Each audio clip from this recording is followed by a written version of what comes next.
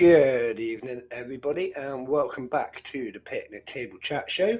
It is season 8 and episode 16, and we're in for a really fun night tonight. We have Excessivant sat backstage with us at the minute. He's going to be coming on for a little interview thing. I was going to say interview, but that doesn't really work. Interview fun? No, that just sounds weird. We're going to have an interview. It's going to be good. I think he might even be showing face, which means I might have to at some point. I might have to put a shirt on. It's really warm at the minute. Has anyone noticed it's really, really warm? So just make sure that you're keeping like lots of water, keeping some fans on and stuff. Keep an eye on your ant temperatures and all of that. Don't let it get too hot. Another thing you need to take note of is a lot of us ant sellers will be keeping an eye on the temperature, and if you're putting an order in and it gets too hot, we won't be sending that out. So keep an eye on the temperatures for that reason. Does that make sense?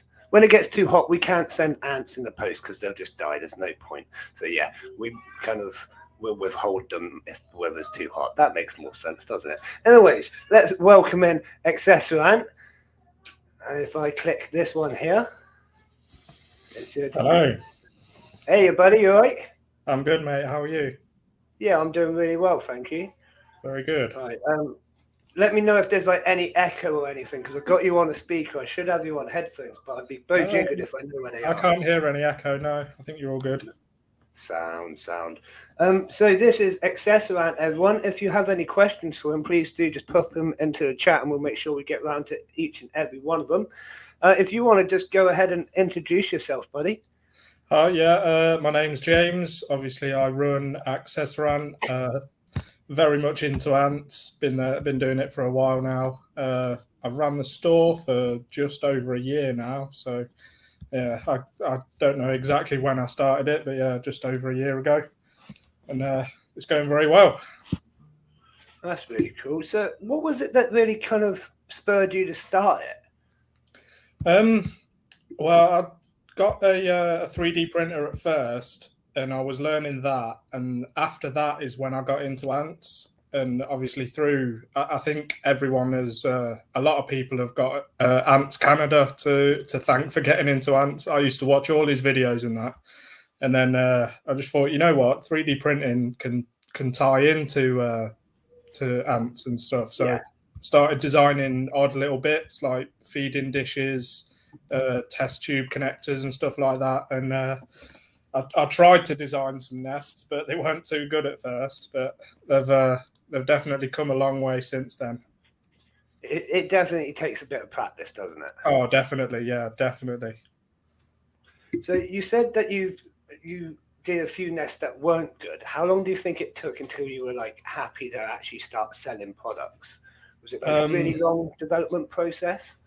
For the nests, yeah, it was quite a while till I thought, you know what, yeah, I think these are good enough for the market. Hey, there you are. There I am. But yeah, it did take a while, yeah, before I could figure out the proper, like the design process as well. It was quite difficult to learn the flow of things, but okay. Yeah. And it's I can honestly say when it comes to that sort of designing and technical stuff, I ain't got a clue. Yeah, it took a lot of learning as well, and it's all self-taught through YouTube and stuff like that. I've got no like qualifications with anything, so it's yeah. Well, you're doing really well considering. Thank you. So you've got quite a few different products out now. Have you got a new product that you want to tell us about, or something? Well, you know, have you seen the Harvester 1 nest? Yes. Yeah, I currently have in the works the Harvester 2, which is slightly bigger. It's a little bit of a different design. It's sort of, yeah, it's a little bit different. It'll have rather than a gypsum insert like the Harvester 1 has, it'll have a gypsum floor on it with 4 different hydration ports. Obviously, wow. It still has the 2 like dish type things for the seeds. So yeah. That'll be that's in the works. It's not far off being finished. It needs a bit more to it though. Cool. No, we like that. We like obviously getting it right before it comes out. Oh, definitely, yeah. what was your biggest sort of obstacle, have you found? Like, what's been like the biggest issue with making nests, or have you found just anything really hard? It's something that I'm sort of going through at the minute as well. It's building up the trust in the products, which Right, okay. it's something that every sort of business has to go through. It's like I know that a lot of my products are good, not to blow my own horn or anything, but Yeah, it's just getting that out to people and getting that trust yeah, to people, so people would want to buy my products. It's that is a big struggle because you have to have the words of other customers to sort of get that out there. But yeah, it's coming. It's definitely getting there. yeah. I think that is, it's definitely the hardest part of anyone starting a business. You know, trying to get your Definitely, name yeah, out there and recognised as legit as well. yeah, I think, yeah, yeah, yeah, you know, that's definitely the hardest part. But I think word of mouth definitely is the best way to do it, and you're yeah, definitely making, like, I've seen people talking about your products quite a lot. So, and obviously we sell some of them on our yeah, website as yeah, well.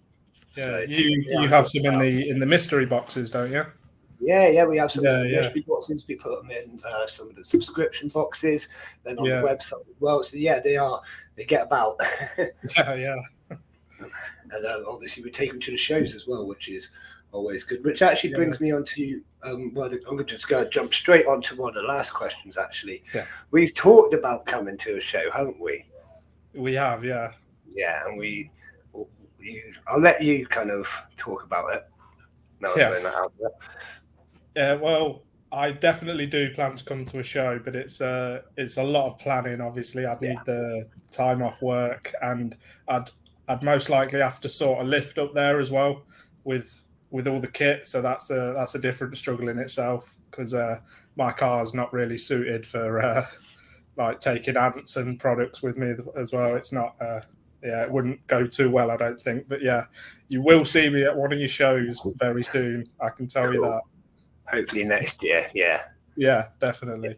Yeah, it does take a lot of planning. I can honestly Yeah, say, yeah, like watching the other invert keepers bring in their stock and stuff, they're quite lucky, I will say, because it's not like the same. Hello, wife, you on stream? It's not like the same carefulness, if you know what I mean. They can pop the inverts in, and it's as yeah, easy as yeah, that. We've got the test tubes, which literally can't do vibration. Oh, it's a nightmare. It's yeah, an yeah. absolute. Other inverts are a bit less fragile, aren't they? It doesn't really matter if they bounce around a little bit because Yeah, yeah, yeah, exactly.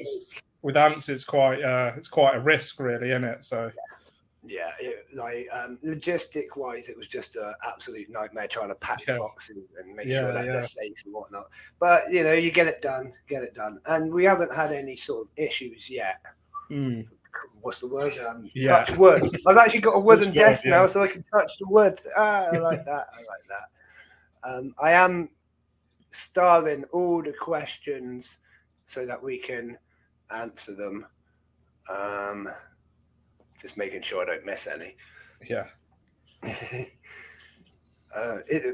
That's one of the hardest things on these streams. Is like when I start interviewing someone, watching that, talking to you, keeping an eye on yeah, it. yeah. Got to multitask. Yeah, Yeah, just a little bit. Test tube anti-vibration and accessory plug. Yeah, that's what I was about to crack on with saying. Actually, is your test tube racks is actually what yeah, we transport a lot of the ant colonies in. yeah, yeah. I'm glad they Yeah, work well for you. yeah, exactly. Uh, So we get like polystyrene boxes and things and warm them up, and then the racks go in there for a while. And yeah, it's a big old process, but they make yeah, a massive difference. And like I said, oh, I that's good. actually keep like probably about 90% of my colonies that are in tubes are just in those racks at the Ah, moment. that's It's just very so good. handy. They're handy, aren't they? Like the fact Yeah, that they can stack as well as being vibration proof and pretty much like yeah, it yeah, just yeah. makes a I'm massive game changer for I'm me. glad they're working well for you, mate. I'm very glad. Makes me happy to hear that kind of stuff. Yeah, no, thank you. Brilliant. Right, let's answer a couple of these questions before we keep going. Harry, Is it okay to keep ants in a closed cupboard? Do you want to jump in on that one? I'd say definitely, yeah. As long as there's enough airflow, it doesn't get too hot in there, doesn't get too cold in there. Definitely, yeah. It stays nice and dark, so I Yeah. can't see why not. Yeah, I mean, quite often we advise people to put them in a drawer or something and just slide them away. It's the same thing, isn't it? Really. Yeah, closed cupboard's very good for it. Right, next question. Does anyone keep acorn ants? I don't think I have. Yeah, I don't think I ever have either. I have a colony that's in with the dives, but I haven't been able to see them for a while. Yeah, they're very small, aren't they? Acorn ants. Yeah, when I put them in, they were fine, and I'm pretty sure they're still fine. But you just don't get to see them very often because it's just so full of dives. Yeah, take up a lot of space, don't they, dives? You can't really see much past them when they get going like that. Next question. Accessorant, where are you based, buddy? I'm in Leicestershire, so I'm about 20 minutes from Leicester. So it's basically the Midlands, smack bang in the middle. Slap bang in the middle of the country. That's pretty much. It's a good place to be, I suppose. Yeah. Oh, definitely. Yeah. If I ever need to travel anywhere, I'm only a certain distance away. It's not like it's cross country or anything. So. Unlike me, which has to travel like you're the complete opposite, yeah. But everyone says, "Why did you pick Sheffield?" And I'm like, honestly, I don't know. Yeah, I just did whatever. Just make sure I haven't other acorn ants. Just some of the macro lenses. Just bought some. Oh, macro lenses, Aunt Dorset. I'm just reading that one. Just bought some macro lenses. Have you ever used macro lenses, James? Do you use? Yeah, there's a couple of videos on my Instagram that I've used. The macro lenses that I sell on the website as well, and you have to get very, very close to the ants for them. But when you get them in focus, they're so good. You get some good shots.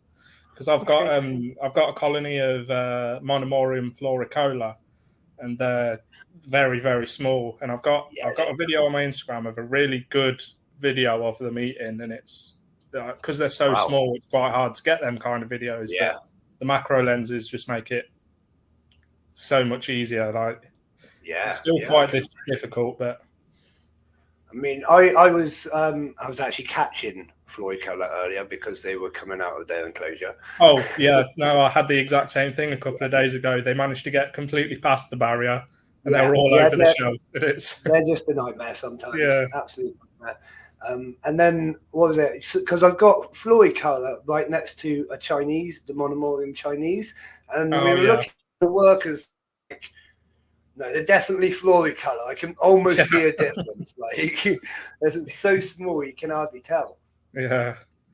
I find the Chinese are sort of a shorter, fatter body than the floricola. Yeah, when you get down to them kind of sizes of ants, though, it's quite difficult to tell either way. It really is. It's really insanely hard. We've got another question here from Ants England. Do you make custom nests?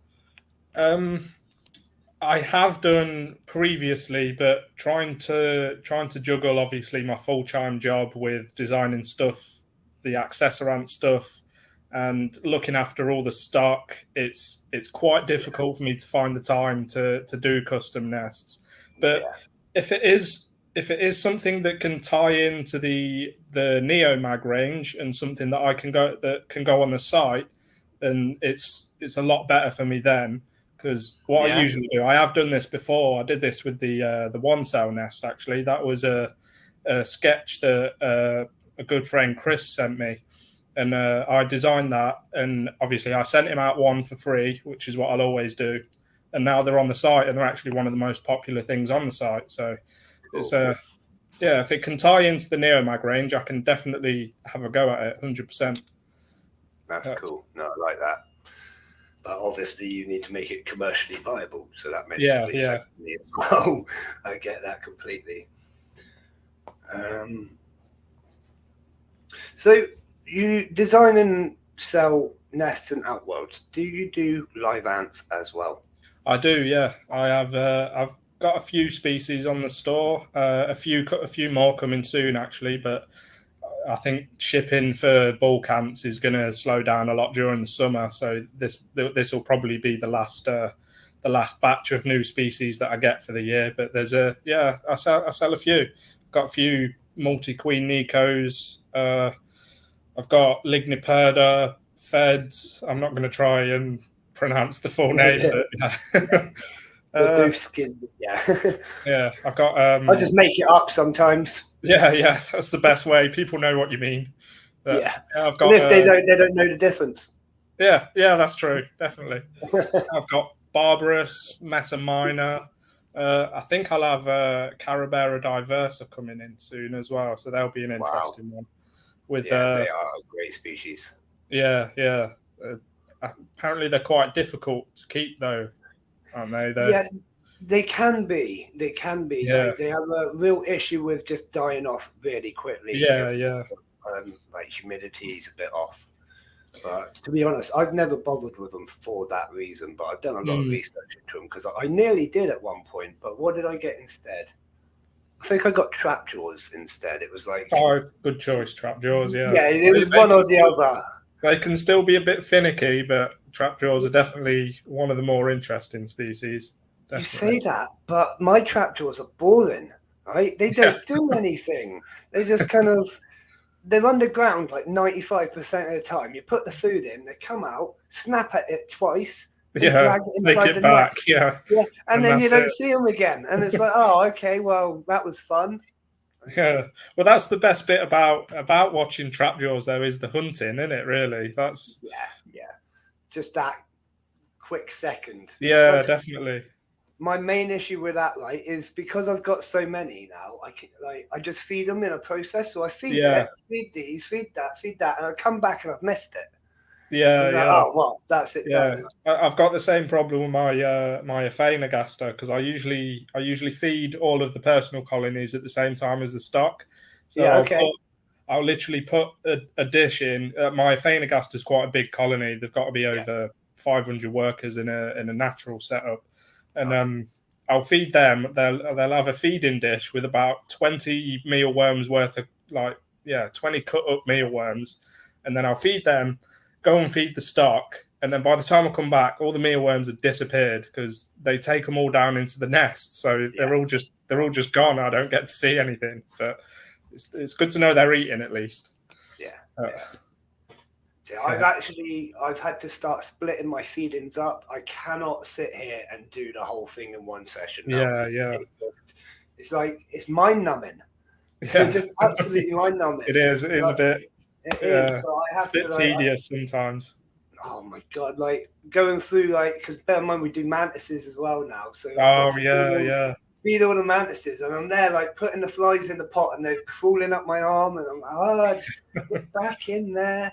The ants are actually the easier one out of the two. Ants are much easier to feed and care for than the mantises. What do you tend to feed your ants? The ants, we do waxworms and sugars like 90% of the time. That tends to be what I feed like most of my colonies, just because it's easy. Yeah, the waxworms are definitely probably one of the best, but I've just found they don't last long enough before feeding. You can put them in the fridge, but they still don't last too long. Whereas fed mealworms will last months in the fridge. Yeah. See, I just don't like the smell of the mealworms. They just got. That's a lot of people say that actually, but I haven't noticed any sort of smell from them. I keep them in the fridge where I keep my food. I haven't noticed any difference. So fair enough. I mean, we do get in mealworms occasionally. Obviously, I've got a big colony of roaches to the side of me as well. I use them, but for the smaller ones, they're pointless having roaches in there. You know. But the roaches are they're a good medium sort of size feeder, I think. Like the big pinkies and stuff for the big colonies now, because there's just feeding on roaches. I mean, I don't know if you've seen, but we've been feeding the big one behind me pork chops. Pork chops? No, like a whole pork chop at a time, and they smash down the whole thing. But it's Yeah. like you can go That's down. awesome. I never would have thought of doing that, feeding a pork chop. You can go to the shop and get a whole packet of pork chops for like £5 or something, yeah. Mm. Or you can put a £5 worth of roaches in, and they'll be gone overnight. So yeah, I may as well Yeah, feed true. the family and chuck the spare one in there. Yeah. I'll have to. Have you got any videos on your YouTube of them eating a pork I chop? think there's videos You'll have on to. there. You'll have to send me that link. I like to see that. Oh yeah. It doesn't take them long, like a few days, and they'll get through a whole pork chop. Yeah. That's good feed, good eating. That is. That's some gourmet ant food. It is really. I mean, I wish I could do it with all of my colonies, but I thought about it, and like I don't know. I can't even like visualize myself giving them that kind of food. You know what? I would have said the same about the dives a year ago. You know, I don't want to give them human food really. I don't know. Yeah. But it's just so more economical now. Like I say, we were going through so many. I could chuck 100 waxworms in, and it would make no difference. It's just ridiculous. It wouldn't even make a dent. Yeah, it's just crazy. So, but I suppose that's probably why I don't have the issue of waxworms, because we go through. Yeah. I suppose if you go through them quickly, but a lot of my stock is just very small colonies or single queens. So buying a load of waxworms, they do sit there in the fridge. So it's do get a lot of them turning or dying out. So, but the mealworms, they just last forever. There's a lot less mess with mealworms as well, because all you tend to be left with is the little outer shell. So it's probably more like the carrot and stuff that I feed them. I don't know. I just don't like mealworms. I don't like crickets. I tell you, I don't like crickets. I hate crickets. I hate them, but obviously there's some like your trap jaws or like harps tend to need the live feeding, so crickets are usually the best for that. But no, I hate crickets as well. But if I have to get them, I'll get them. But see, I just chuck in a slightly squished up roach or something. I cannot be dealing with it. I had one get away. I probably talked about it a million times on these streams now. It got away under the bed. The wife was not happy. Yeah. Oh man, so many arguments we had about that cricket. Yeah. I found it in the end. Like, I put out some ant sugars and it came out for it. And like, ooh, got ya. But it's one of them. You don't really want them getting about. No, definitely not. Well, I've lost the question, but I've got it in my head anyways, kind of. So we were just talking about giving them pork chops and whatnot. What is your views on giving them sort of human food? Do you think it's an issue at all? Do you think like it could affect the colony?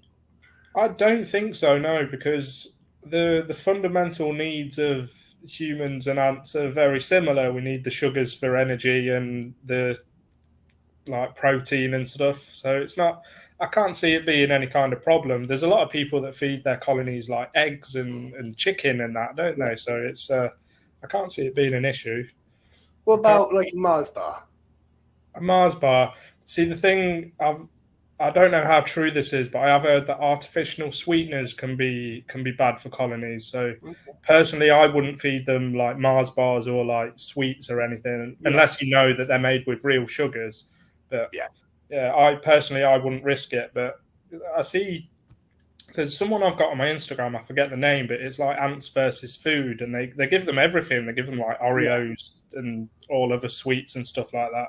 And it's like a time lapse. It's really interesting actually, but it's they give you like a time lapse of them eating it, and they all eat it. So it can't be too detrimental. But then it only takes one like bad thing to go through the whole colony, and that's it. They're wiped out. So, but it's I wouldn't risk it. Sort of always been my view. Yeah. I mean, like if you go out and have a picnic, they'll be on your food. They're eating your biscuits, taking your crisps. So they obviously don't care. But I've never been able to, like, I always make sure that the meat doesn't have any sauces or spices. Or Yeah. that one is just, you know what I mean? fine. So yeah, it's one of them. But again, I have seen, like you say, those videos where they give them the Oreos and things like that, and it's not had an effect. So it's like, it's a hard one, isn't it? It's a really hard one. It's whether you want to take that risk, really, isn't it? And personally, I wouldn't want to take that risk. So yeah, it's. I did have to talk myself into giving them pork chops, but at the end of the day, it's just meat. Meat's meat. It is, yeah. Protein's protein, as Dean says. Yeah.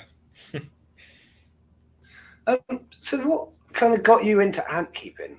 We all have a little story. Well, to be fair, even since I was a little kid, I've got quite a big garden at my house, and like every summer and that, I'd be lifting up all the slabs in the garden and seeing all the Niger colonies and that, and they're always interesting. But then the main thing that actually got me into it was Ants Canada and seeing his like Geminata and stuff like that, and I just thought, you know what, I'm going to give this a go. I think I got my first queen from Ant Kit, and it came free with a different purchase, and that it was offering them for free if you bought something else. So that was a while ago now. Yeah, and then it's spiraled, and here I am. As it always does. Yeah. I know that feeling. What was your first colony? Was it a Niger colony? I think the Niger one that I got was just a single queen. I think the first colony that I had was a Flavus colony. I think it was 3 queen or something, and I had them in an ant kit nest. Yeah, Flavus cool. aren't the most interesting of species. But they're nice looking. Yeah. I like the look of them, but yeah. Well, I mean, when they get to the bigger stages, they are really interesting. Yeah. But they have to get there first. We had a display box. Well, I say box, it was actually a glass case. And because it was a really decent colony in there, all their tunnels were on show and the glass, and it was really but again, above ground there's not. Yeah, you don't really see them. No, that's it. I mean, there's quite a few I've got quite a few species myself, which I can never say the word subterranean. No. Yeah. They live underground. Yeah. I've got a few of them, and they're cool and whatnot, and they are usually like the brighter coloured ones, I find, as well. Like, I don't know, maybe I just talked a load of rubbish, but a lot of the brighter colour ones you don't see very often. Like my feds, actually, stay under quite a lot. They're really annoying because cool. They're really bright coloured as well. I think that's the main draw to feds is the colouring, because obviously the queen is like black, brown, and gold, and then the workers are like bright gold as well. They're really nice looking. I think that's a draw for Flavus as well, really, because they're just really bright. I do love the colouring of feds and Flavus. They do look nice. Yeah, I mean, I've been researching a few different, I won't say weird ant species, but ones that you don't like generally come across. And some of the colours on them have been really interesting as well. Yeah. Like really weird, like blacks and yellows, and like you say, just really cool patterns on them, stuff that I haven't seen before. So that was really interesting. I've been enjoying my sort of ant research lately. I always like to do a bit, at least once a week. I sit down and just try and have a little scan through if there's any like new research papers or anything to read. Just to keep up to date, like keep the juices flowing, you know what I mean? Oh yeah, definitely, yeah. It's good to be up to date, I suppose. It is my job. Yeah. I need to stay up to date. Do you have many other pets? I can see a cat. Yeah, there's one poking his head in. I've got 2 cats, pretty much. That's all my other pets. The only inverts I keep are the ants. There's not. Oh, I do have a terrarium with isopods in it, actually. So I guess you could count that. Yeah, they count. Of course. Some people would definitely fight the case of them being pets. Definitely. they've absolutely exploded in popularity, isopods, over the past couple of years, haven't they? I'd never really heard of anyone keeping them before, but No, now it was sort of. now they're everywhere. It's really blown up, but I can see why. I got caught by it myself. I've got like 18 species of isopods. Yeah, yeah. They are cool. They are really cool because they're one. really easy to care for, really, aren't they? So there's not much to it. Generally so. I've got a couple of species which are a bit more finicky. Yeah. But generally so, they're pretty easy. They're easier than ants. Yeah, yeah. They're requirements than ants. Less heating than ants, I'll say. Yeah, yeah. I've got one big tank just down. That's what I was looking at. One big tank down there. That whenever I've got like just a random isopod, like walking around the room, or if I've got a handful and I just chuck a couple in there. I looked in there and there's like at least 4 or 5 different species doing quite well in there. Yeah, yeah. They do sometimes like interbreed as well, don't they? So you'll have like a mix of 2 different species. I've heard that, but again, right, it's one of those that's debated that whether they actually can interbreed properly. Although I always thought they could, but upon my reading lately, it's something I found they shouldn't be doing. Yeah, right. I didn't know that. No, I didn't. I'd have to find the paper out actually because I can't remember it well enough to actually quote it. But it was literally just something like isopods don't interbreed. It was like, oh, okay. I always thought they did, and that's how we've got so many different variations. But I might be wrong. I mean, I might be right. I might be wrong. I'd be happy you'd be proven wrong. Is my point. Yeah, yeah, yeah. Do you ever find your cats try and like kill your ants? No, I tend to keep them out of my room as best as I can, and they're not very mischievous. They can be annoying, but not mischievous. They don't cause many issues. Fair enough. It's something I routinely get told is my ants have been swiping my. I know my cats have swiped my ants off. In fact, the snails I've got came from a house with cats, and they were trying to eat the snails constantly. Oh right. I think that depends on the cat, really, doesn't it? So. Well, yeah, that's it. I don't know many cats. I can honestly say I don't have much interaction with cats. It's not like so that's actually like dogs. You see a dog in the street, you might get to stroke the dog. Yeah. How often do you get to stroke a cat? I don't know. That's true. That's true. Yeah, there is. As a non-cat owner, I can actually say the last time I stroked a cat was probably a good 6 months to a year ago. Yeah. Yeah, so I don't get to interact with cats very much. Yeah. Well, the street that I live on is quite quiet, so quite a lot of people do have cats. So I every so often I will see a random cat. I had one come up to my door not too long ago as I got back from work, and it was the friendliest little cat, and I gave him a little bit of food. I think he came back a couple of days later, but I've not seen him since. So. See, that's the problem. If you start feeding them, they do start coming back, don't they? Yeah, yeah. I don't mind that though. I like cats. You like cats, whatever. Yeah. Well, this. I remember. Go on. The two that I've got. One of them is technically the next door neighbours that has decided to live at my house, but I mean they're okay with it. I'm very friendly with my neighbours, and then the other one, which is the one you can see here, is from 2 doors down. So my next door neighbour's next door neighbour. So technically neither of them are my cats, but they get fed here. I pay their vet bills, and it's yeah. I've just seen what Dino said. Cats are only loyal to food, and he's very much right. That is it. Yeah, I remember, many years ago, before I even had kids, actually, I was stood in the kitchen cooking, and I was like side on. There's a window with a sink, and the window up there, side on, and the blind starts going on the window. I'm like, what's this? Someone's trying to break in or something.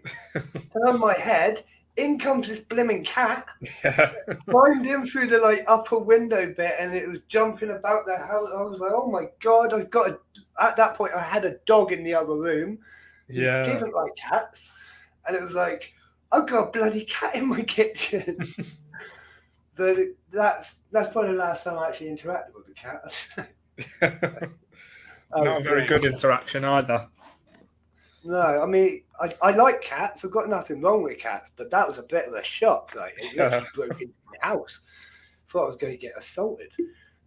Yeah, they don't tend to ask for permission. No, that's it.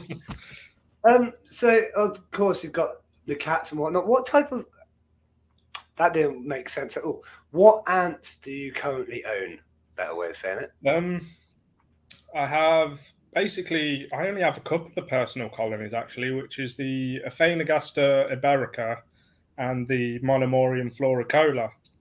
Okay. But other than that, actually no, tell a lie. I have a maculatus queen, campanatus, and I also have another Aphaenogaster thing that I was given, but I'm not actually sure what species they are. They told me the species, but I looked it up and there wasn't any sort of record. So I think they might have spelt it wrong or put the wrong thing or something. So yeah, only about 4 species, personal colonies. But... Okay. Do you not find it really hard to like not keep them?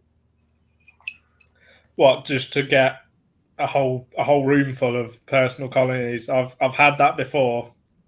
And it's quite hard for me to manage, obviously, because you probably spend quite a lot of time in there, seeing as this is like your full-time job. But 9 hours of the day, I'm not at home, and when I get home, I've either got stock to make, nests to make, outworlds to make, stuff like that, and it's I struggle to find the time, even for the current stock that I've got, which isn't quite a lot. I struggle to find the time, but obviously it's something that's got to be done. I think if I was to end up doing this full time, which is my goal, then I would probably have a lot more personal colonies, a lot more stock, stuff like that. But until then, I'm going to keep the collection quite small. Yeah, no, that's very sensible, to be fair. Like, I've got to the point now where I can easily spend 7 or 9 hours just feeding things in a day. Yeah, it's a lot to do. It is a lot. And you don't want it to get to a point where you're just feeding them and not enjoying them as well. You want to, sometimes you do want to sit there and watch them for a bit, see what happens. So I couldn't help myself. I had to have a mantis. Yeah. Exactly like you say. Like I always make sure that I enjoy what I've got as well, because otherwise, like, what's the point in doing that? Exactly, yeah. If you're just seeing it as a chore or a task, then you're not really enjoying the hobby, are you? So no, can't really. Yeah, it's a very small one. Very small one at the moment. Yeah, that's Sammy the mantis. Sammy the mantis. Yeah, I've also got Darth Bane, but he's a grumpy bugger. Yeah, he's not actually that old. I got him at the Sheffield show, but whenever I pick him up, he just plays dead, and then he gets grumpy, and he just wants to go back. Whereas this one, like, he sits on my phone most of the day. Yeah, like, he's quite happy. Yeah, quite friendly. Yeah, very friendly. Yeah. See, I think if I was to get a mantis, I think that's one thing the cats might have a go at, because it's a bit more noticeable, and it'll probably react a bit more than any ants would. So yeah, I mean, they're so fast and jumpy as well. They're a bit of a nightmare sometimes. Yeah, but he's all right, because he's still just sat there chilling. We could probably leave him there, and he won't do anything for ages. But I mean, the giant Asians, they just don't stop jumping. Yeah. No, mate. He's just looking at me. I mean, I quite like this, because it's like I can do this with him, and then we've got a jumping spider, and then I get the snake out, and I'm holding things most of the day. Yeah. There's a difference between, like, obviously the ants, which don't really know you exist unless they're like Myrmecia, which can actually see you. And then you've got your different inverts, which do actually, like, notice you. And obviously with jumping spiders, they can recognize you and stuff like that. Same with the snakes. Well, obviously snakes not being inverts, but But yeah, there's a bit of a difference between those kind of pets, isn't there? Definitely. Getting the sort of interaction back's really cool. Yeah, definitely. Yeah. But when he looks at me, he's like, "What are you doing?" And I'm looking at him like, "What are you doing?" Ah, he keeps turning to face me. So Watching, yeah. cool. Yeah, yeah, he is. But, what was I going to say? No, it's completely gone. Doesn't matter. Have you? How often do you get bitten or stung or anything like that? Have you got one that really kind of stands out that was painful? Um, Not really. Actually, I've not really been stung that much. Now, I've not really kept many stinging species. I have been swarmed by myrmica once. That was out in the wild though. I was out trying to catch a colony, and I did catch one, but yeah, they stung me up quite a bit. And one of the stings actually did stand out, and it left a like quite a big welt on my thumb. So it lasted a couple of days actually. Like the all the other stings were fine and went away within a few hours, but that one actually Yeah, did sting for like the rest of the day. It was quite painful. I think he it's got it's good. it's due to like how much of the like the venom they release Yeah, or whatever it is, the formic acid. I'm not really sure what the stings yeah. actually contain, But but different ants produce different enzymes within their venom as such. mm, Yeah, it's very confusing. It's yeah, nothing yeah, to do with a genus or species or location. It's just very random. But it's yeah, basically they have several different glands within that sort of rear region, and they can use the glands to produce the venom. mm, Which that it's very interesting though. yeah, yeah. There's a lot to it. That's the kind of thing you only really learn properly if you're an entomologist or a myrmecologist. So it's a Yeah, lot. yeah. I mean, that like I've been looking into like all sorts of research study papers and things, but I find it all really interesting, like the difference between just what they can do. Yeah, It's yeah, amazing, isn't it?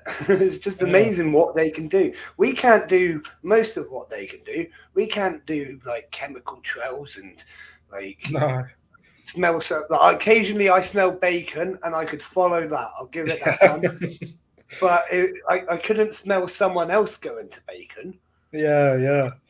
Or well, you'd be smelling the reason that they're going to the bacon as well, wouldn't Yeah, you? yeah. I So mean, it's just yeah, it amazes me. Like, so yeah, I really find the sort of the how the actual senses and things work really yeah, interesting. yeah.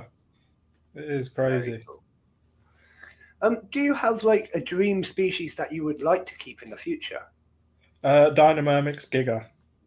Okay. 100%. That's Yeah. ever since I started, that has been my dream species to keep. But obviously, they are very expensive, and I Yeah. don't want to take that risk unless I know Yeah. for a fact that they're obviously a fertile queen to start with, because there's a lot of like clipped wing, unfertilized Yeah. queens going around. So it'd have to be Yeah. from a good source. They're very expensive, very expensive, but I mean they're that's the problem. When they get that expensive and there's big money in it, people are going to be black marketing it. You know. yeah, yeah. But it's And also it can also work quite well though for the consumer, maybe not for the seller, but because they're so expensive, people will buy more of them, and the market will eventually be quite flooded with it. So that drives the well, price down. I think hopefully, it's happened with CAO2, the yes, I've California seen that. Yeah. Campenatus. You used to very rarely see them on the market, and when they were on the market, they'd be 250, Expensive. Yeah. £200, but now you seen them up for 80, £100 because Yeah. they're quite well known now. So it Yeah. does work well for the consumer. Yeah. No, I agree with that. I agree with that. I mean, we've got I can never pronounce it. The really big messer.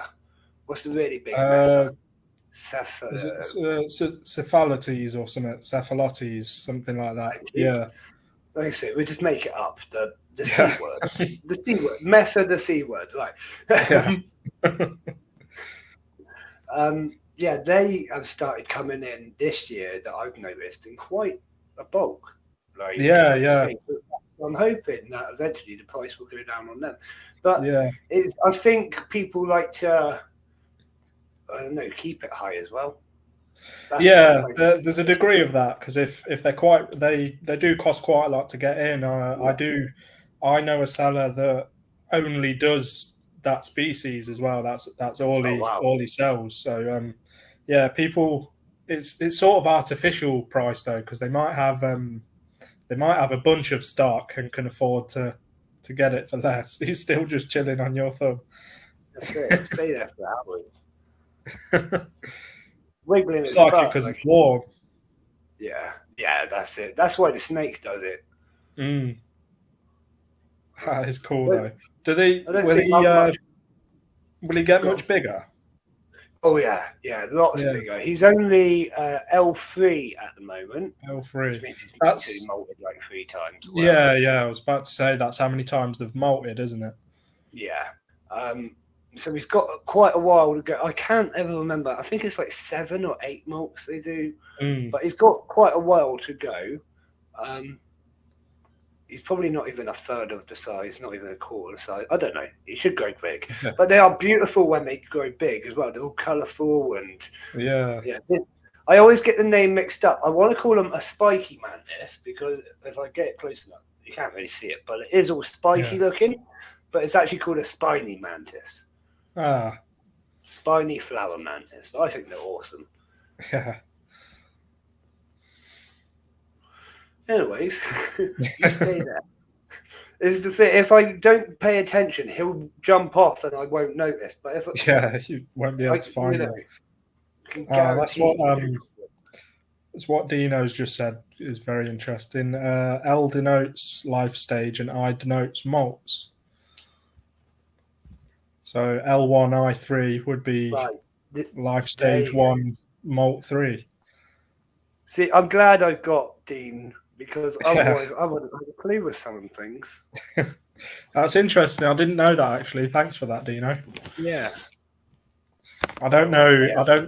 I don't know a whole lot about mantises. So I know enough, mm, but I do admit it's still something I'm definitely learning. yeah, yeah, I'm no way an expert on them, but they're not that hard. They take general requirements. They like food.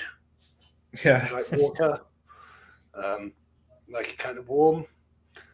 But again, I'd say ants are easier than mantises, apart from when it comes to feeding in a little pot, yeah, yeah. because they're just a pain in the backside. But you're all right, aren't you? Because you're easy. She stays in the same spot for hours. You're gonna get you on a pen. I got him on a pen earlier. Nope, nope. He's not happy about that. He wants to stay on my. He's staying on me apparently. All right, whatever. Chill there. Have you got any advice to new ant keepers that you would like to share? I think the biggest main thing that I think every new ant keeper is told is patience. Yeah. It's definitely the biggest key in the whole thing is patience, because I think with me starting watching Ants Canada and stuff, you watch it like every video, the colony is like much bigger, and that's just a lot of the time that's not how it works. Maybe with Geminata it does, but Yeah. it's not like it's a slow process. Yeah. It's going to take a couple of years to go from a queen to a decently sized colony, obviously depending on species. But yeah, patience is the biggest thing. Patience and research. Yeah. As Yeah, I'd as agree with that. nothing more invaluable than that. It's also the hardest thing is the patience. Yeah, definitely. Especially being like a brand new ant keeper, you want to be looking at your queen every 5 minutes. It's 5 seconds. yeah, yeah. Yeah. I think Yeah. I was the same when I, I started. I was there myself. Yeah, I think it's Yeah, one of we them all things were. you've got to go Everyone's through, been there. really. Yeah. Yeah, I mean, it's the same as anything. I'm like it with any kind of new toy, new gadget. If I get Yeah, something, I'm like, I want to go. I want to open it and have a go. I normally break it within the first 5 minutes because I don't read the instructions. I just dive straight in. yeah. But we all do it. We get excited, and yeah, ants are very exciting. Definitely. And also a good word of advice is don't go in too deep right from the start. Stay with a couple of species, couple of colonies. Don't go completely overboard by every new colony that you see, and just don't overwhelm yourself with it. Uh, Yeah, yeah, yeah. because they do grow. They grow Yeah, big. they do, and they can end up being quite expensive depending on what you do with them. I think putting them in like a natural setup is probably one of the cheaper ways to go about it Yes. because if Yeah. you're buying new nests and stuff every couple of months or so, it can get quite expensive. But Definitely. I wouldn't be able to do that for all of my colonies. No way. yeah, Like, well, I will be able to because I don't have to I don't have to spend a penny really. So like just made my heart go weird thinking about yeah. it. Like, whoa. No, could do that. Could not do that. Yeah, I am a big fan of the natural type setups though because they're just it. I don't know. They just look good in a room, don't they? You could have shelves full of ant nests and stuff, but nothing. Yeah, I like having the green and the plants and stuff in the room. It just looks good, and it's Yeah. obviously beneficial as well having some plants in your room. It's Yeah, yeah. good I for mean, your health as well as the ants. what's it? My new desk is actually big enough to have a like desk plant. So I might Yeah, actually have a plant just for my desk. yeah, I've never had that before. I've never had a big enough desk, but this is massive. yeah. I'm still wondering what to do with all the space. It's awesome. Yeah, I definitely need a desk in my room. I tend to work off of like shelving and stuff to have all the ants and stuff. But I for my personal colonies, I would like a desk that I can actually sit down at and Yeah. do stuff like feeds and stuff like that. Oh, Because it makes a difference. It yeah, definitely does. yeah, I'd just like to be able to sit down while I'm sorting all the food out and sugars and that, but Yeah. rather than standing up the whole time. Especially after a day of work. Yeah. Yeah, definitely. Yeah. So I was actually really lucky the other day. I came across a like folding table, but it's not like Mm.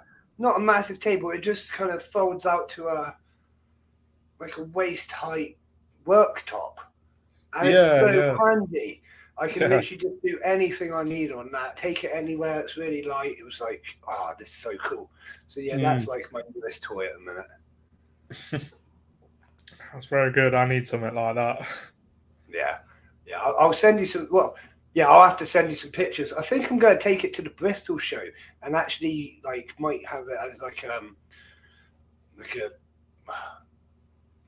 like a thing. Yeah, like a thing. Yeah. Like it'll be there. It'll be a thing. Whatever. Like, here's a question. Dean's going to save me now with a question. Like.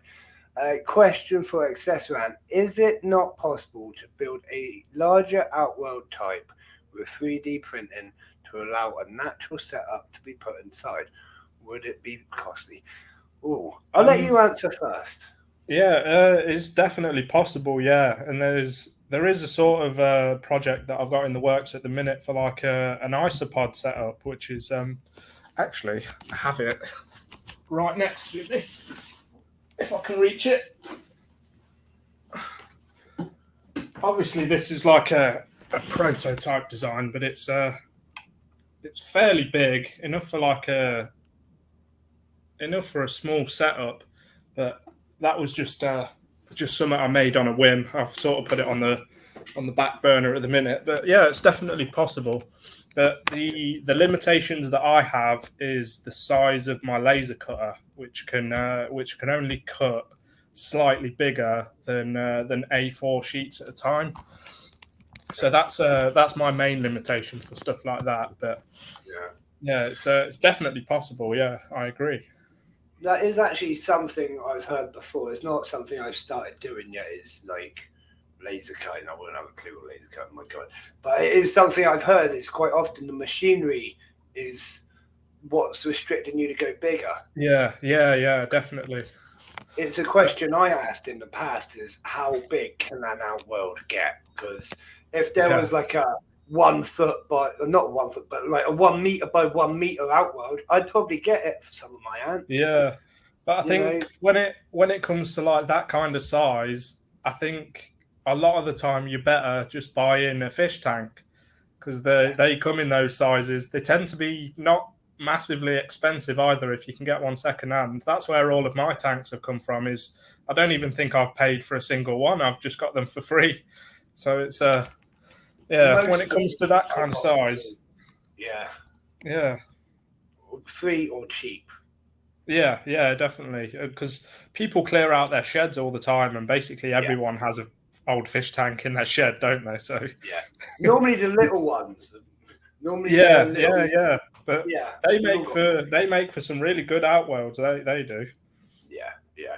I mean, I've got two of them down there, and they're actually really good for my. I used to keep my monomorium Floyd, not the monomorium Floyd. What was it? The Plus bicolor lived Ah, in yeah, because they only grow to about 200 workers, and they're quite a small size as well. So it was like yeah. perfect size for them.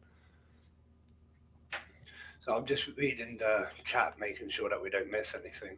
But Yeah. yeah, it is a like Ant Farm says, it would be too costly to make them that big, and like you said, it's It just would. cheaper. Yeah. Cheaper to get a fish tank. And like Yeah. the main thing I found about trying to put a bioactive situation in an outworld, and I have tried, is Mm. you never get enough height. Because if Yeah, you want yeah, you want a drainage layer, you want then your substrate, and then the plant, you are hitting that roof. There's no yeah, room for like a barrier. yeah. That, I yeah, agree. Because that's what I found, anyways. yeah, I think the limitations for a natural style is sort of like for dives. They tend to because they don't need a whole lot of like substrate in the floor space, do they? So Yeah, the outworlds do kind of work for that. So yeah. I mean, what's it? One, I did one many moons ago. It was one of the first terrariums that I done on the channel, and I forget what it is. It's an ogre ear. I think that's the name they use for it. Succulent, really kind of mm, cactusy looking thing, right? yeah, And I bonsaied it, so I got it right down small, and I yeah, put it in there, and it did really well. But even that outgrew it eventually. Like it was growing sideways, and then it just decided to turn upright, and it was like, yeah, and now it's in my windowsill. It's like a tree. yeah, Like it's got a really thick. I want to say stem. Is that the word? That's not the word. It's really thick, anyways. yeah. I think it is. Um, I think it will be STEM. Yeah. I feel like it should be something else. I know what you mean. Trunk, Anyway, that's the main thing. trunk. It's Ah, got a thick trunk. yeah, And then all the branches coming off. It's huge, and it was like, yeah. okay, I was never expecting it to sort of grow that big after I bonsaied it for so long. Yeah. But it's still like it's like a bonsai version of itself, but it's massive. So I don't know what's going on there. But it's all See, I had a similar situation with the terrarium when I first planted it. I got some like moss and some other like smaller house plants and stuff, and then I was just feeling that it wasn't too green enough. So what I did is I got one of the Ant Lady's seed mixes that she sold. I've had it for a while now, and I just sprinkled a few seeds in yeah, there, and one of them must have been a sunflower seed that did extremely well, and it grew past the aquarium light that I had there, so it was growing up above it. And I had to take it out. I actually I planted it in the garden as well. I haven't checked on it recently. Actually, I'll have to go and see how it's doing. So yeah, they can grow insane. I know when I yeah, was yeah, really young, I used to do like a sunflower competition every year, mm, and they get up the side of your house like huge. yeah. I mean, what's going on there? They got like some super crazy fertile soil or something. Yeah. need to dig it up and stick it in my terrariums. What is your thoughts on Solenopsis geminata and Invicta being kept in the ant-keeping hobby? Like, it is done, and like, my personal opinion on it is, as fun as they can be, I think they're just too overwhelming to really enjoy. See, I did keep Geminata for a small time, but I think something that the ant lady did was she only sold them. She put like 18 plus only on her site for them, which I think was a very good move. Obviously, there's not really many ways she could have enforced it, but Yeah. I think for experienced keepers, if they want to take on that challenge, as long as they're set up to do it, because there's not many nests in the world that could contain Geminata. If you can make a nest that can hold Geminata, you're doing something right, because I don't think I could personally. But they're only for experienced keepers. No, I get that completely. But I always find it hard to say don't get something, but it is one I tend to say to people, it's not worth getting. Like, there's much more interesting and fun colonies. I think, again, it's that Ants Canada effect, isn't it? Definitely, yeah, definitely. I don't think they'd be nearly as popular if he hadn't have kept them. But if he hadn't have kept them, I don't think the hobby would be as big as it is now either. I think he's a massive contributing factor to it. So yeah, no, you're right there, completely, 100%. I agree with that. He's done wonders for bringing people into the hobby. Definitely, yeah, definitely. But yeah, experienced keepers only. And if you're going to go that route, I wouldn't keep many other colonies as well, because if they do escape, then they're going to wipe out all your other colonies, and there's no mercy. If they find them, then that's them gone. Yeah, that is it. They're just destructive, aren't they? Like, massively, yeah. I couldn't imagine having that sort of situation here. Imagine if they got out and got into all of my colonies.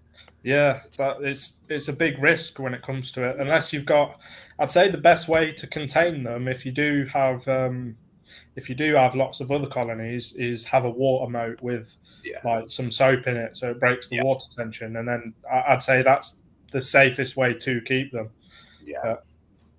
Although, again, slap me in the face if I'm wrong, but coming into stuff that I've researched, there's actually a high likeliness that ants can live underwater for up to 3 days. I did not know that. That's very interesting. Yeah, it's something to do with being so small, like the water, like the air bubbles literally form around it them. Puts them in a pocket. Yeah. I think there's some spiders that can do that as well, aren't they? Like an evolutionary tactic. It's really cool because, like, you see isopods and ants and stuff literally fall in the pond and just walk straight back out. And I always kind of wondered, like, doesn't that bother them? But like, I was blown away to know it could be up to like 3 days that they could live in water. I don't know how submerged that is. Yeah. There's obviously a lot more I need to read into it. If you were to have a moat though, you'd put some like dish soap into it. That I think it's because it breaks the water tension, so they do. And also, as bad as it would be, it would sort of act like a poison as well. So any ants that do, but when it comes to Geminata, losing a couple of workers is nothing. It's nothing. It's not, That's like me with the dives now. It's like if 1 or 2 dies when they get out, it's not a massive issue. Because the wife will come in and be like, there's an ant on the side here or whatever.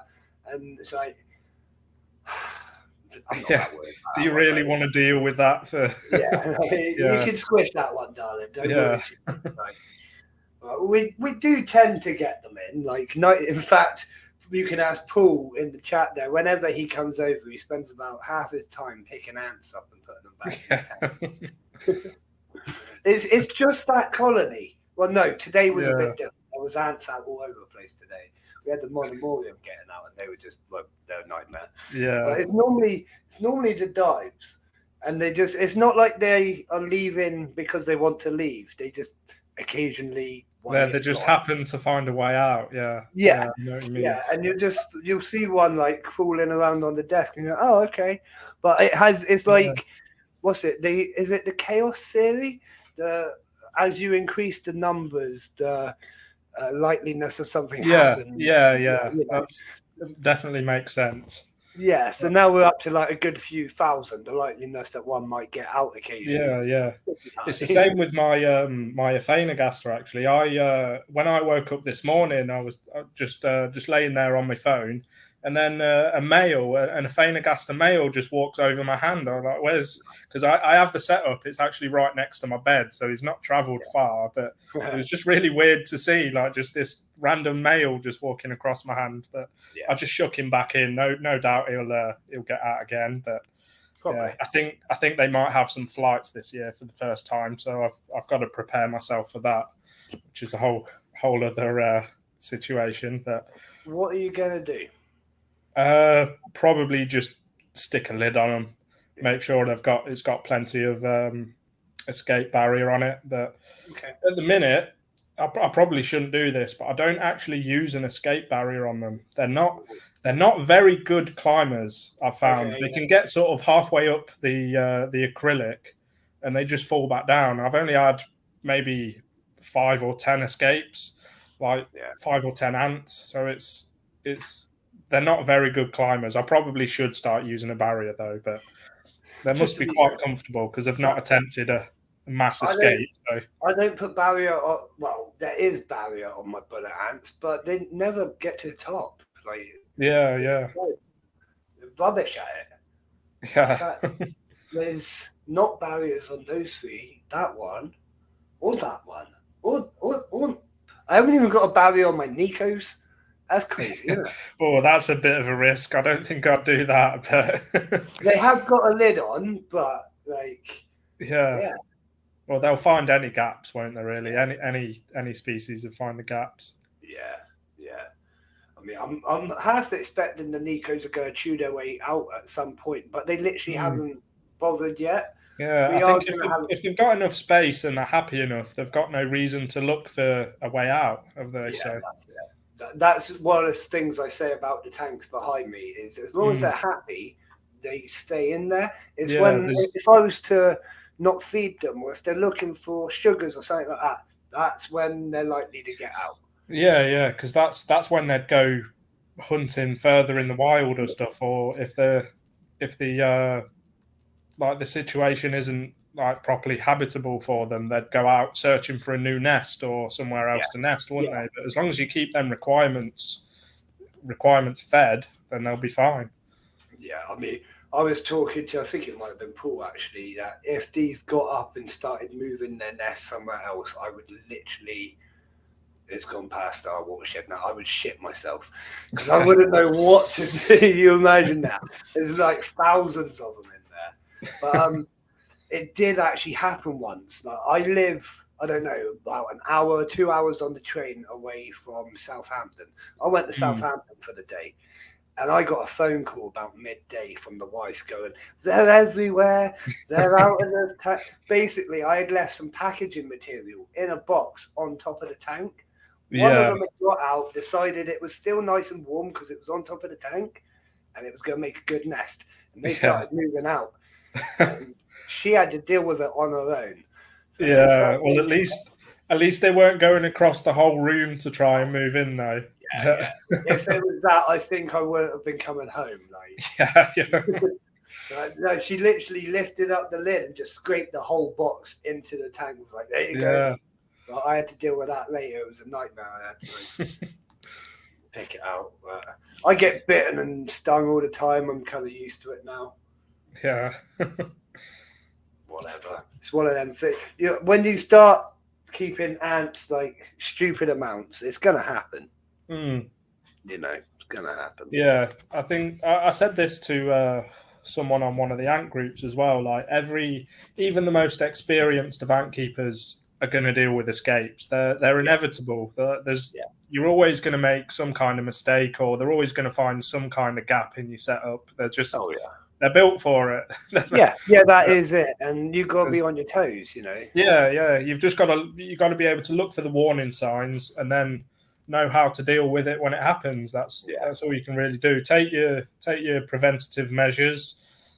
You can't really do much else. So, it's going to happen.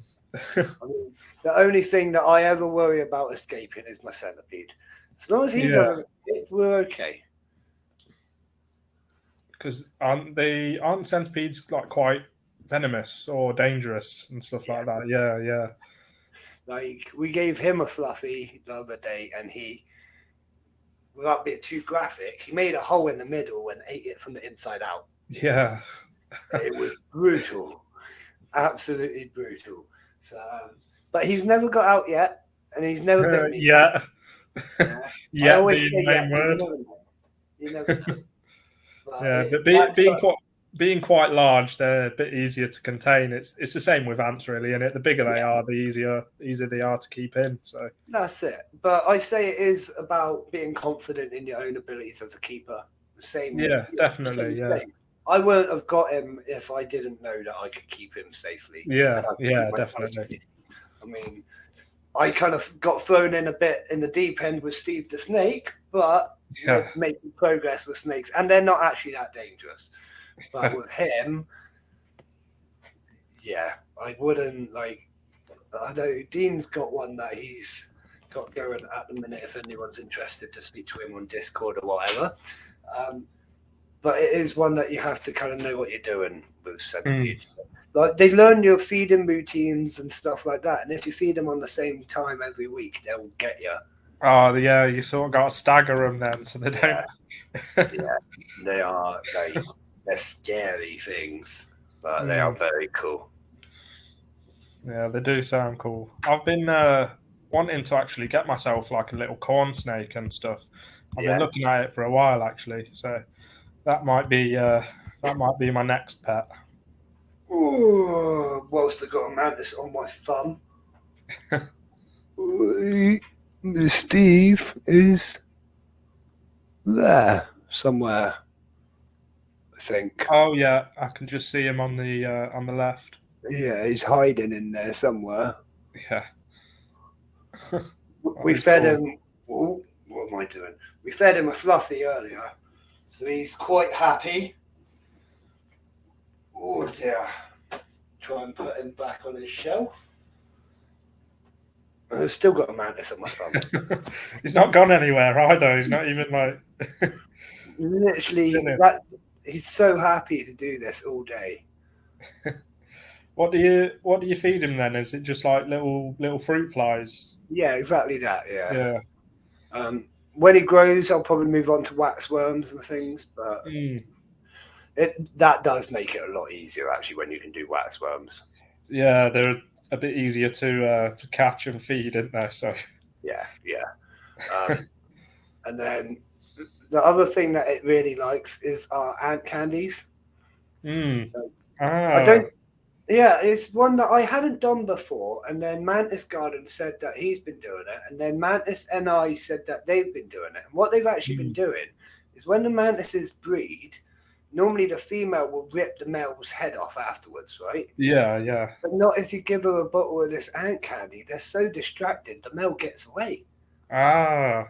That's a good method for breeding then, isn't it? So yeah, it's like, and I tested it out, just a little drip, and it went nuts for it. Yeah. That was interesting. I didn't realise that they actually like sugars and stuff. I thought they were just into proteins. That's a good thing to know. I bet that's quite a recent discovery in the hobby then, I imagine. Yeah, well, I don't know, to be honest. It's probably well known that they do eat some sugars, but it was definitely turned very handy. Like, I sell quite a few to mantis suppliers now because they use it for that reason. It distracts the mantises completely, which I think is really cool. Other inverts have started drinking it as well. Some beetles and just pretty much like 90% of inverts. Yeah. It's cool. We got some new flavors coming out, which I'm super excited about, but I can't tell you what they are just yet. I'm still using the one you sent me, actually. Are you? I've still got it, yeah. Which one's that? Strawberry? I think it was a strawberry, yeah. Yeah, strawberry's like one of our classic flavors. We'll always have the strawberry in, but we have got some really cool ones coming on as well. Are you gonna reveal any new flavors?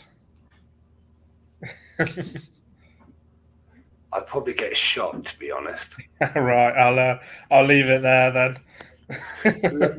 We've got 5 flavors that I could release at any second, but I just haven't got the labels yet. Yeah. Like I say, labeling is one of the hardest things for me because you have to design the labels and get it printed. It's a long old process, and then if you've only got 5 different flavors, it's bloody expensive as well. Yeah, I can imagine. Yeah, for the stickers and that. Yeah, luckily I use Charlie's ants. Okay. Yeah, Charlie Jones for my like packaging stickers and stuff like that. And my business cards, actually, he's really good at that. He does all my designs for like posters and stuff for me, and he's really good at that. And obviously, I sort him out with nests and stuff. And he's doing a big 1K follower giveaway soon as well. And he's got loads of people offering him stuff for it. So I think he's got stuff from Tracy at the Ant Lady. Let me have a look. Actually, it'll be on his Instagram. Yeah, that's nice. I mean, he does all our posters as well. Yeah, he's good at it as well. He's really good. He is. Our Bristol poster looks amazing. I have to get one out.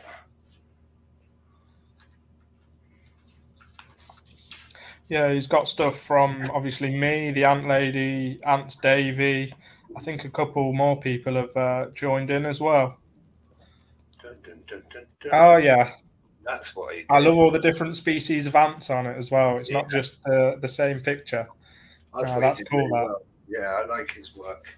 But yeah, we always get him to do the posters. He's a good guy and part of the ant community and whatnot. Yeah, he's quite well known now as well. He's growing quite a bit. Yeah, I remember when he first started. Now he's got double the followers I've got on Instagram. You find that sometimes. Some people just have the knack to get them, don't they? Oh, definitely, yeah. He's a very frequent poster, and I think that's how he gets it. See, I haven't posted anything in a while, actually. I tend to only really post when I've got something quite big to post, like say a new product or a new species on the site or something like that. But I don't really post anything on feed-ins and stuff. So I think he posts every time he feeds his colony, which is good. It's because you can see all the progress and stuff. So yeah, I mean, I try, but it's finding the idea of what Yeah, you've got to have a subject matter, isn't I could take a million pictures. Yeah. It's like I've become more regular lately with my posts, and what it is I cheat. Right, a lot of my posts are like pre-scheduled, so I'll just do I'll sit down for a couple of hours one night, schedule up a load of posts for like the whole week. Yeah. Then you've not got to worry about it for a while. Yeah. It's something actually I might have to nick that idea. Yeah, do it. It's something I started doing before the shows because I realized that when I'm at the shows, I'm too busy to post on stage or this is happening. So before the show, I pre-schedule all the announcements. Yeah, that's good. That's good planning, actually, definitely. I try, but it's because my phone died at the Sheffield. It might have even been the Bristol one, but one of the really early shows, my phone died, and I was like, I can't do anything. We can't do any filming. Can't do anything. Sorry, guys. You live and you learn, as they say. Yeah, definitely. Everything's a learning curve, really. Oh, it is. I like learning normally because I get things wrong a million times first. Yeah, well, that's how you learn. That's the best way to learn. Learn from your mistakes. Definitely. Yeah, that's it. That is it. Has anyone got any further questions for Accessorant before I say that he can go for the evening?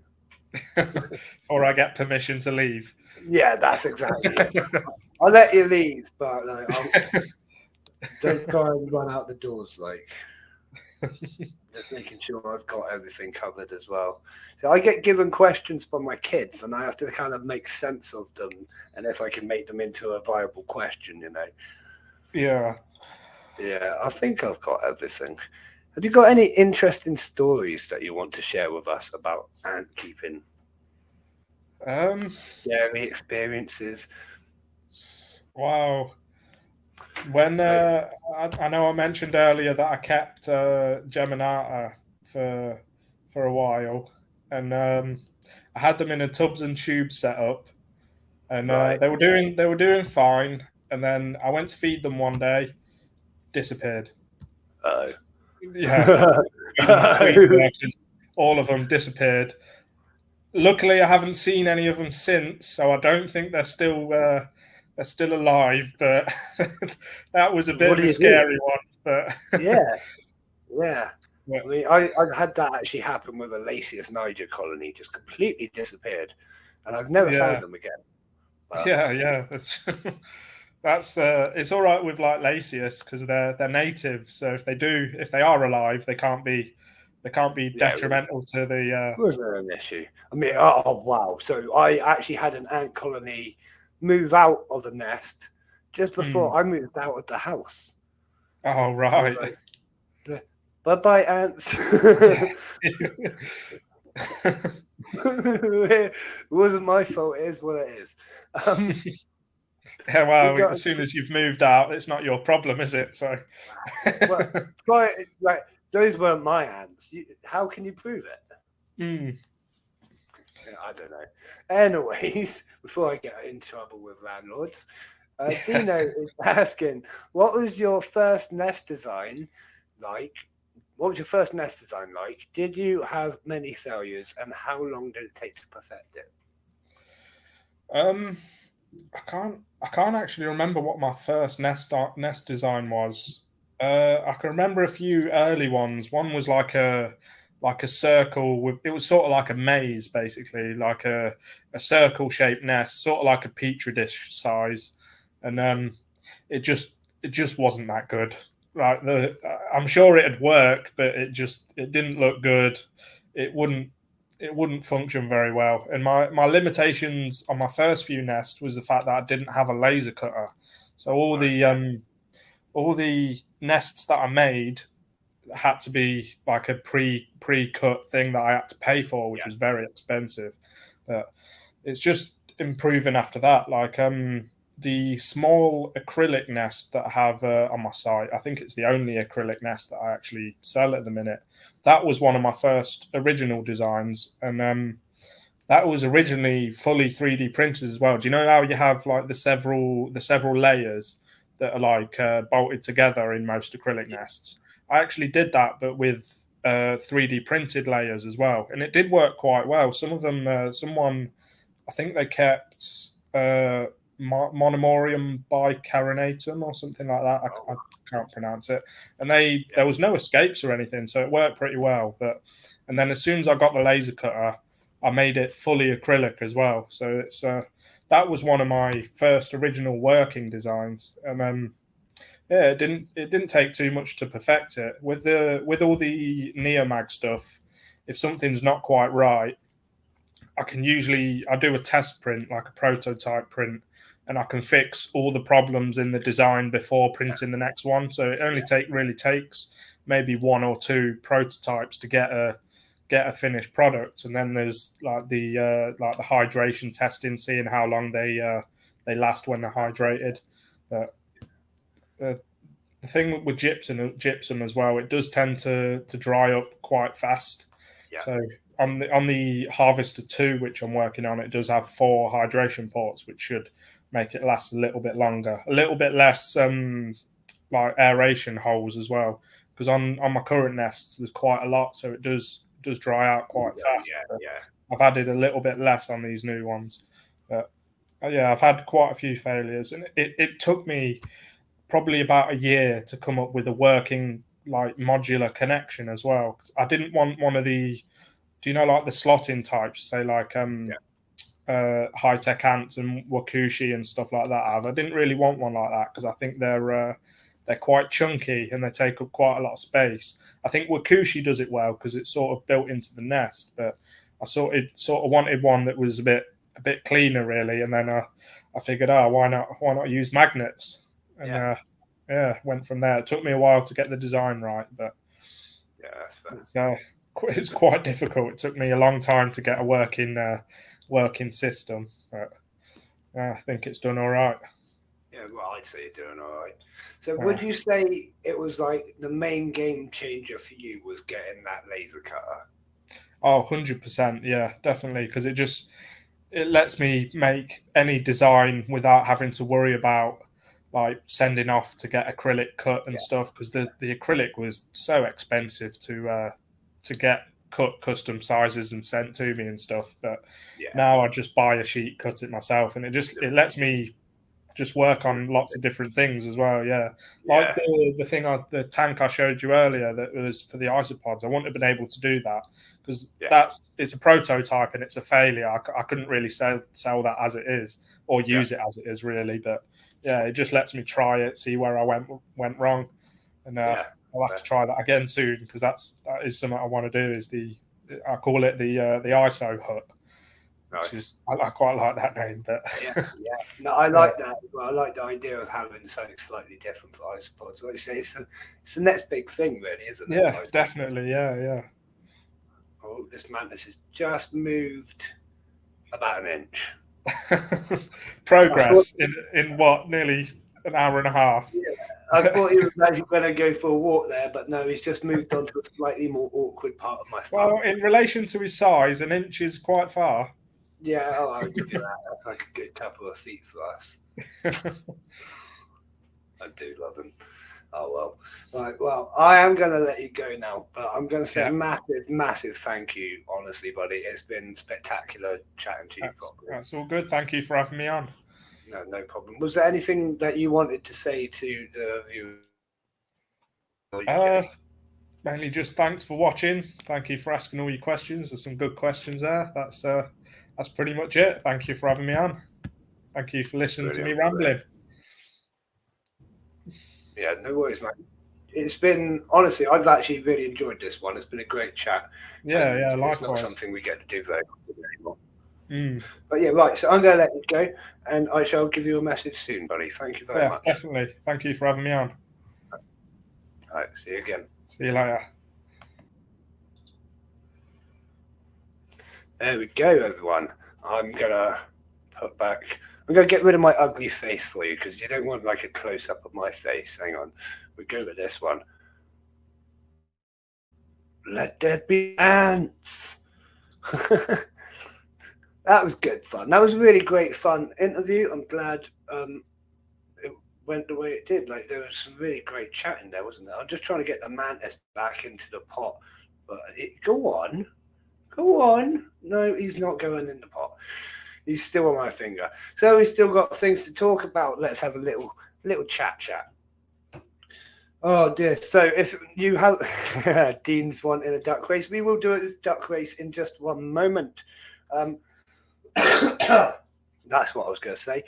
I don't know if you've noticed, but my chest is actually getting quite bad at the minute. I'm not sure if I've got a chest infection or just whether I'm super tired, but my chest is getting bad again. I'm sure I'll be all right this time, but if I end up in hospital, do not worry. I have set up, backup plans and things like that. So orders still get sent out on time. There won't be any delay, and we won't need to shut the shop if I do end up in hospital. So don't worry about that. But we're hoping not. We are hoping not. Fingers crossed and all of that. So I'm just watching this mantis. He's not really doing a lot. So I've got a new mantis in my collection, but we do have a tragedy to report. Our male tarantula, Canopina versicolor, I don't think we ever actually named him, did we? I don't know.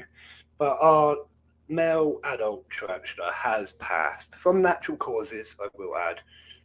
But he has passed on to another place.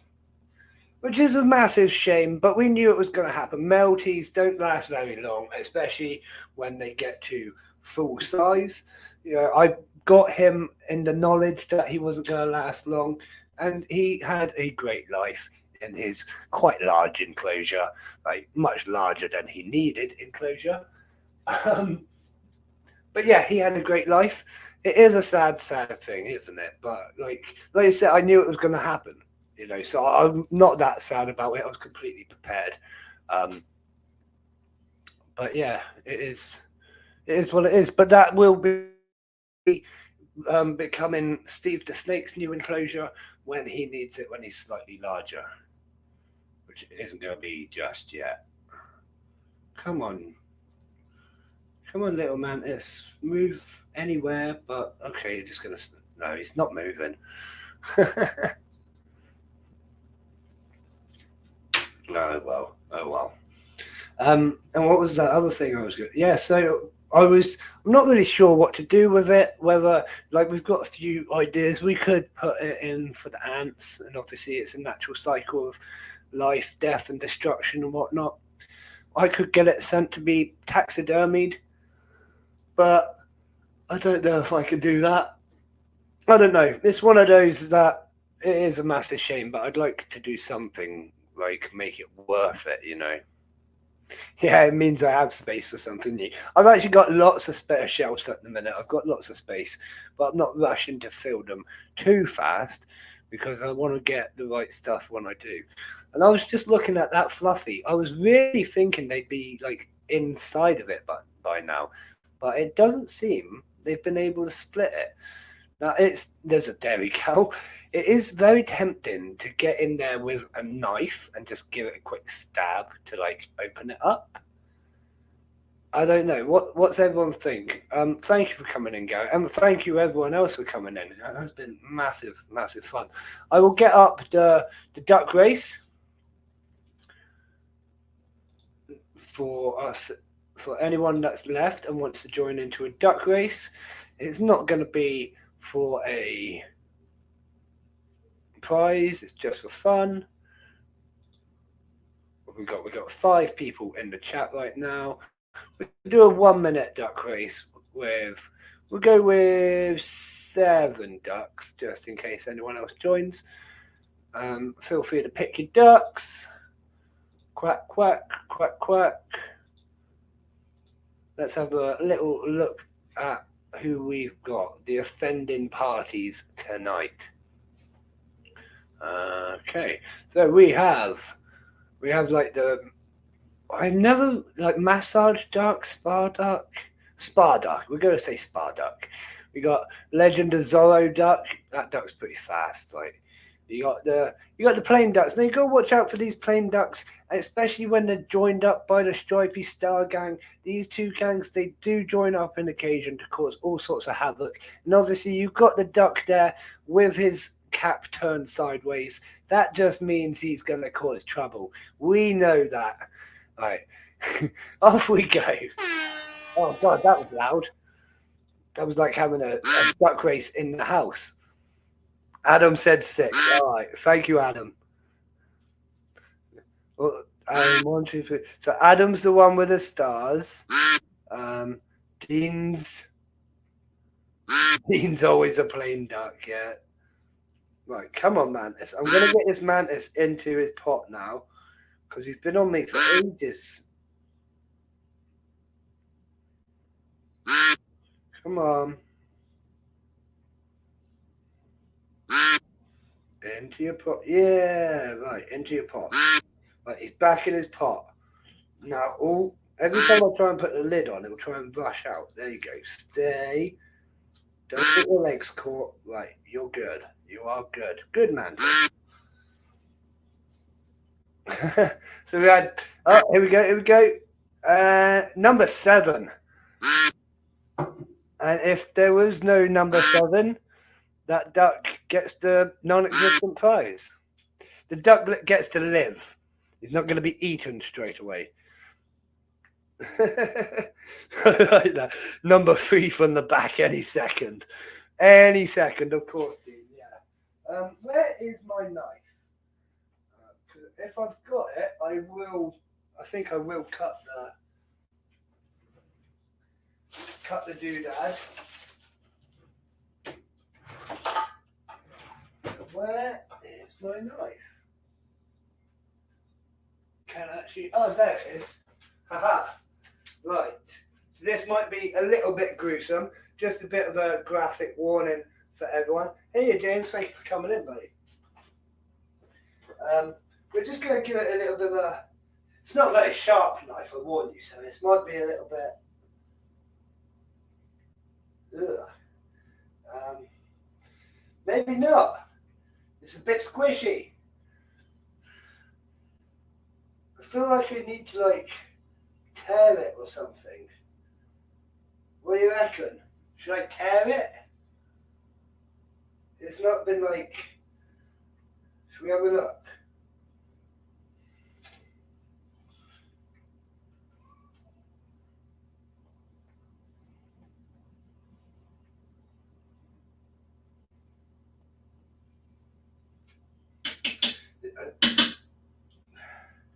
By the looks of it, it hasn't been broken into as such.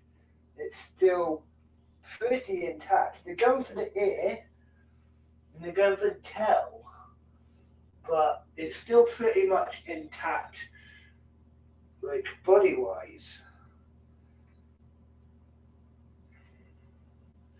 No.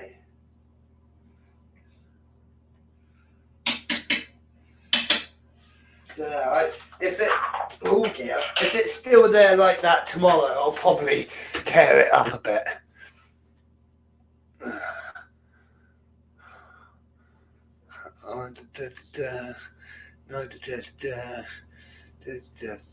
Yeah, it was actually a really good stream tonight, wasn't it? So I was just reading. It was actually a really good stream. I really enjoyed that. Found out some great stuff that I didn't know actually about Accessorant. And it was like, it's always a nice chat, isn't it? Just dropping my paperwork. Oh, so I've got lots of new music on the stream now. This is one of the things that I was going to talk about. I've got lots of new music on the stream now. It's taken a long time to put some new music on the stream, mainly because of copyright issues, and YouTube always has a go at you. So I had to find music that I can have the licensing rights to as such, that I can play without being moaned at for copyright. But I've actually managed to find quite a treasure trove of songs that I can use now, so that's a bonus. Should I put one in the background just for fun? Like, I haven't listened to most of them yet. This one's called, I'm not going to repeat that. Right, let's just put it in the background.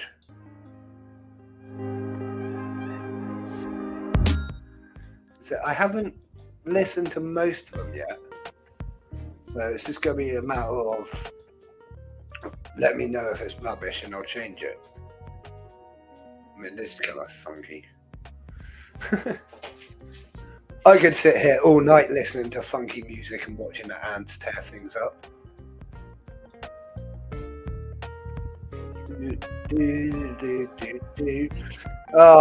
On another note, like I said earlier, it is really super warm at the moment.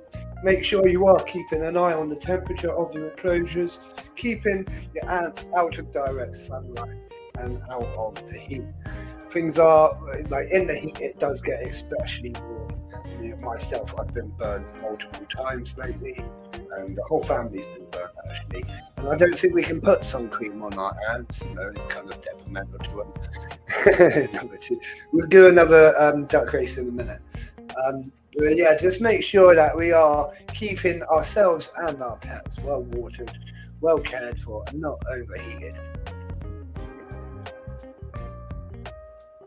We are obviously expecting rain at the minute as well. Over here on the island of Ireland, we do have rain. It is quite nice actually. We haven't had thunder yet. They are expecting thunder, but we haven't had thunder just yet. We currently have 5 people in the chat, so I'm going to put on a duck race for 8. There's going to be 8, and any number that doesn't get taken, I will be myself. I don't know. What did I do? Oh no, that is right. I thought I just full screened it, but no, it's just flashing at me. I don't know. Computers, eh? Computers. Right. So feel free to chuck your numbers in now. Get your numbers. Let's have a little look at the ducky ducks that we've got. We've got all those plain ducks in the start there. They are right together to go. Of course, spar ducks and problems. We've got vampire duck and professor duck. Now, the thing about vampire duck is he's not allowed to turn into a bat. We have had to have words with him in the past. He's been sanctioned for it. He's promised not to do it during this race. So, without further ado, let's get this duck race underway. Oh, come on. Not over the jazzy funk music.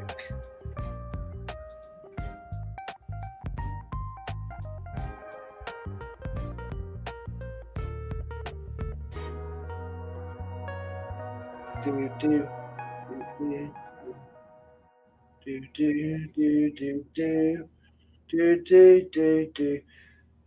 I think that's the end of that track. Right, this song is called Searching for Time. I should start a radio like thing. If I had more music, I would blatantly start a radio channel and just have like ants going all the time. Last 10 seconds. Good luck, everybody.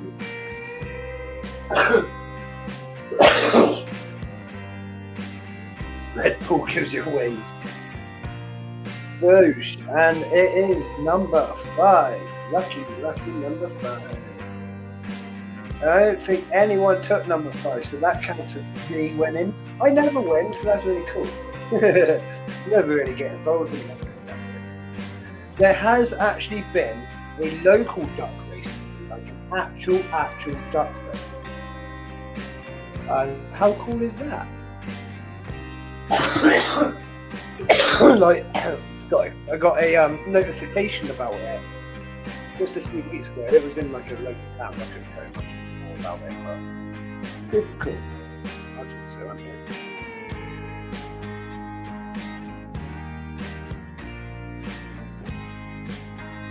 We are heading towards the end of our stream now, so please do feel free to ask questions. If not, I'm gonna end it.